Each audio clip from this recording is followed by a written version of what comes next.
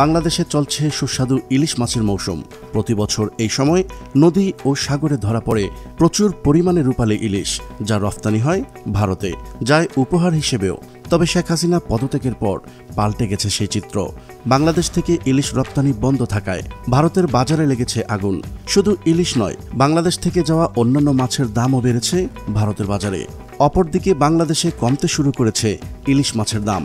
এবার পূজায় ভারতে যাবে কি বাংলাদেশের ইলিশ, তা জানাবো আমাদের সহকর্মী গালিবউদ্দিনের ভিডিও চিত্রে। চলুন শুরু করা যাক।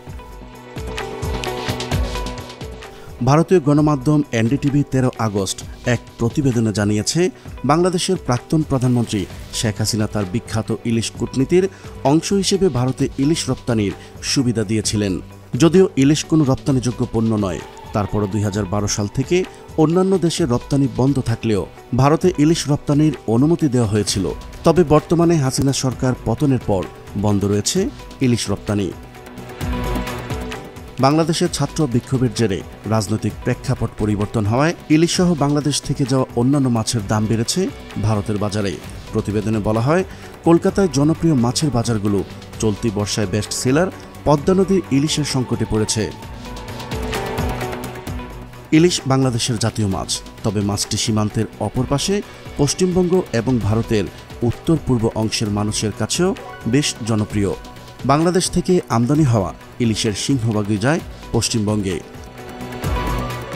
দুর্গাপূজা ঘিরে এই সুস্বাদু মাছের চাহিদা আরও বেড়ে যায়। দক্ষিণ পূর্ব এশিয়ার কিছু দেশে ইলিশ পাওয়া গেলেও বাংলাদেশের ইলিশের স্বাদ অতুলনীয়। ভারতের এক ব্যবসায়ী বলেন, বাংলাদেশি ইলিশের সরবরাহে হঠাৎ পতন ঘটেছে, তাই দাম বেড়েছে ভারতে। আমরা এখন 1 কেজির ইলিশ 1800 রুপিতে বিক্রি করছি, যা অবৈধভাবে আসছে ভারতে। বাংলাদেশের ছাত্র বিক্ষোভের জেরে সম্প্রতি প্রধানমন্ত্রীর পদ থেকে পদত্যাগ করে ভারতে চলে যান শেখ হাসিনা। এরপর ডক্টর মোহাম্মদ ইউনূসের নেতৃত্বে একটি অন্তর্বর্তী সরকারের দায়িত্ব নিয়েছে। কিন্তু রাজনৈতিক পরিস্থিতি এখনও স্থিতিশীল না হওয়ায় ভারত ও বাংলাদেশের মধ্যে বাণিজ্য স্থবির হয়ে পড়েছে বলে জানিয়েছেন এনডিটিভি। এর আগে 11 আগস্ট রোববার সচিবালয়ে নিজ দফতরে মৎস্য ও প্রাণী সম্পদ উপদেষ্টা ফরিদা আক্তার সাংবাদিকদের বলেন, দেশবাসী ইলিশ পাবে না আর বিদেশে রপ্তানি হবে, এটা হতে পারে না। আগে দেশকে গুরুত্ব দিতে হবে, এরপর রপ্তানি করা হবে। দেশে ইলিশ মাছের দাম বেশি হলেও তার রপ্তানি করা হচ্ছে। ইলিশ রপ্তানি বন্ধ করা হবে কিনা সাংবাদিকদের এমন প্রশ্নের জবাবে ফরিদা আক্তার বলেন, দেশের মানুষ যাতে ইলিশ মাছ পায় এবং দাম কমে, সেই উদ্যোগই নেওয়া হবে। তারপর থেকেই বাংলাদেশের ইলিশের বাজারে কেজিতে 300 থেকে 400 টাকা দাম কমতে শুরু করে।